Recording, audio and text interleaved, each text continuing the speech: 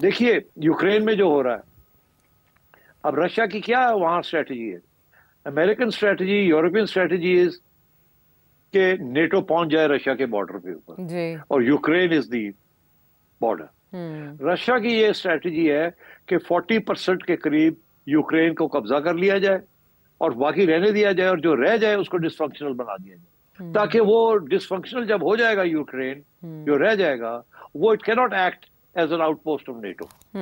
Dysfunctional state cannot be a threat to Russia.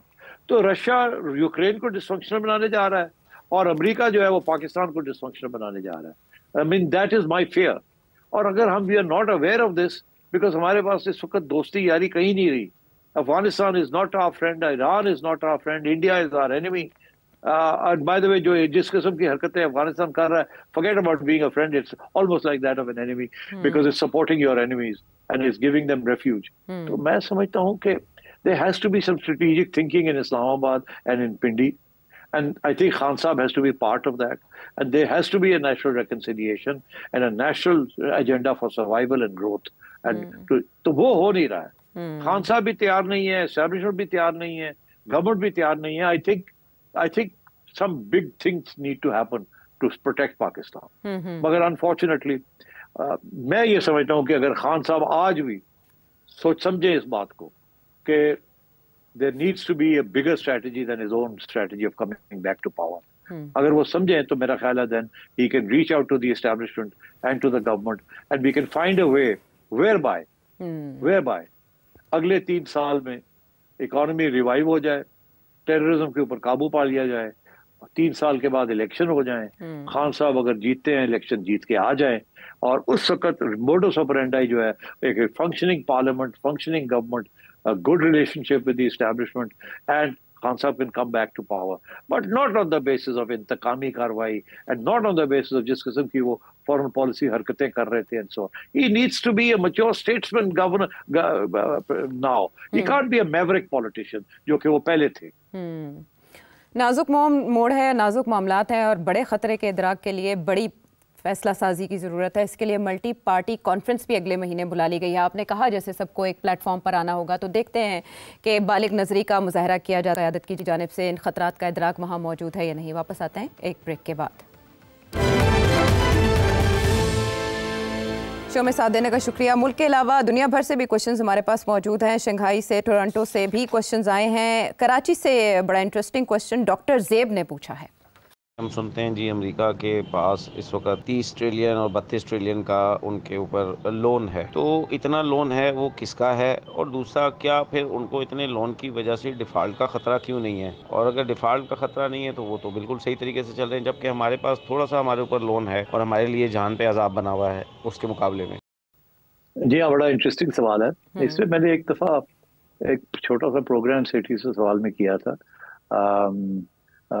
जिससे ये मैंने बताया था कि इस वक्त सबसे ज़्यादा कर्जे किस किस मुल्क ने लिए हुए हैं और क्यों लिए हुए हैं और उनका क्या हालात हैं। तो इसमें सच है, ये एक ज़माने में लंदन इकोनॉमिस्ट ने एक टेबल शाया किया था जिसके अंदर उन्होंने बताया था कि ये सारे मुल्क हैं जिसके अंदर उन्होंने इतने इतने कर्जे लिए हुए। यूरोप ने भी बड़े कर्जे लिए हुए, अमेरिका ने बहुत कर्जे लिए हैं। डिफॉल्ट क्यों नहीं करते? देखिए, सरमायादारी निज़ाम के अंदर कर्जा लेना लाजिम है। कर्जे के बगैर सरमायादारी निज़ाम नहीं चलता। अच्छा, कर्जा लेते हैं, इन्वेस्ट करते हैं, इन्वेस्ट करने के बाद कर्जे के ऊपर सूद देते हैं और अपनी प्रॉफिट बनाते हैं।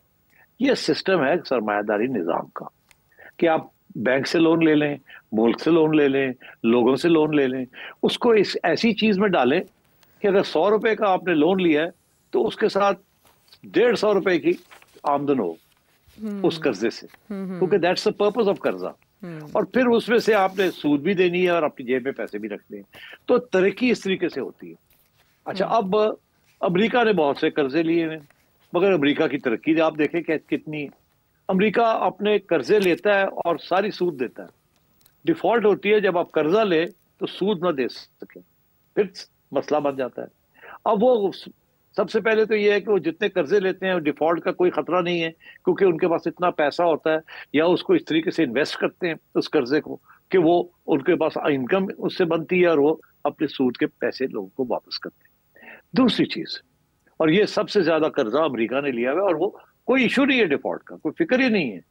दूसरी चीज ये है कि उनके पास रिसोर्सेज बड़े हैं। कर्जे के पीछे असासे बहुत से, जिसको वो किसी वक्त बेच के कर्जे दूर कर सकते हैं, जिसकी वजह से उनकी बड़ी मजबूती है। एक तो उनके पास तेल के बड़े वसाइल हैं, उनके बहुत तेल है उनके पास, और अब शेल गैस उनके पास इतनी है कि वो सारे दुनिया को भी चाहे तो एक्सपोर्ट कर सकते हैं। तो it's a very big resource that they have. Pakistan के पास कौन सी रिसोर्स जो कि वो प्लेज कर सकते हैं या जिसके साथ लोग कंफर्टेबल फील करें।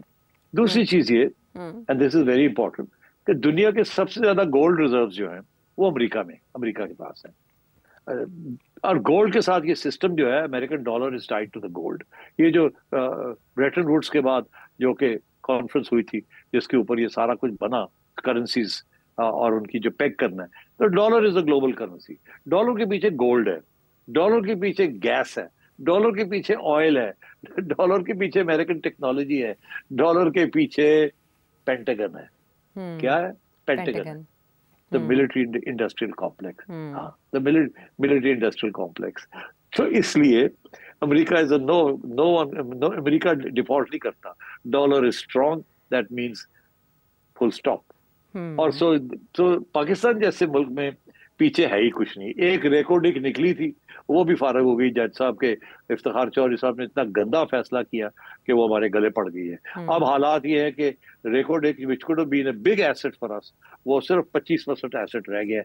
75% जो है वो आप कर्जे, जो रेकॉर्डिंग के ऊपर डज लगी है आपको $6 अरब की इंटरनेशनल कोर्ट में, वो आप देते देते रह गए हैं, उसमें से आधा तो वो ले गए। तो बात यह है कि हमारे भी तो इस किस्म के हालात हैं। We don't have any oil, we don't have any reserves of anything. तो अब किसको आप प्लेज करेंगे? देखिए, जब मैं कर्जा लेने जाता हूँ बैंक से, तो बैंक कहता है असासे कौन से हैं? मैं कहता हूँ यार वो मेरा घर है। वो कहते हैं अच्छा कितने का? मैं कहता 10 लाख का घर है। वो कहने लगे अच्छा फिर ऐसा है 2 लाख का ऐसी कर्जा दे देना, 10 लाख का घर साढ़े वाले कर दे। तो अब पाकिस्तान क्या करेगा? पाकिस्तान, जब पाकिस्तान के बॉन्ड्स फ्लोट होते हैं दुनिया में, तो वो लोन ही लेने जाते हैं ना फ्रॉम प्राइवेट इन्वेस्टर्स। तो इसीलिए डर होता है कि कल को पाकिस्तान के पास अगर पैसे ना हुए टू पे देयर बिल्स, तो ये भी जो है ना, ये भी डिफॉल्ट हो जाएगा, ये जंक बॉन्ड्स बन जाएंगे। तो ये है, इसीलिए we were in danger of defaulting. अगर IMF ना आता तो we would have defaulted. Default का मतलब ये हमने अपने बिल्स पे करने बंद कर देने थे। जब बिल्स पे करने और सूद देने बंद कर देते जो लोगों से लिए हुए, तो सारी इंपोर्ट्स बंद हो जानी थी, ठप। आपकी सारी economy is dependent on import, whether it's oil और whether it's gas, whether it's food. अब तो अगले साल तो आप देखिएगा वीट भी आपको इंपोर्ट करनी पड़ेगी। इस साल तो फार्मर्स ने वीट भी नहीं, वीट की तरफ भी उन्होंने नहीं ज्यादा एकरेज दी। वो पोटैटोज और अनियंस और इधर चले गए, टमाटर की तरफ चले गए। Why? Because you are not giving them good reserve prices and so on. तो मतलब this crisis is becoming deeper and deeper, unfortunately. And so you can't compare. So it's not a question of debt कितनी है। Debt is good, but bad debt is bad.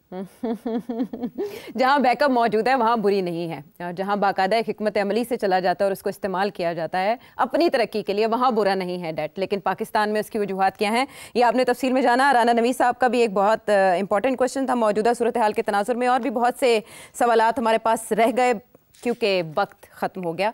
तो अगले programme में इन्हें करेंगे, तब तक के लिए इजाज़त दें।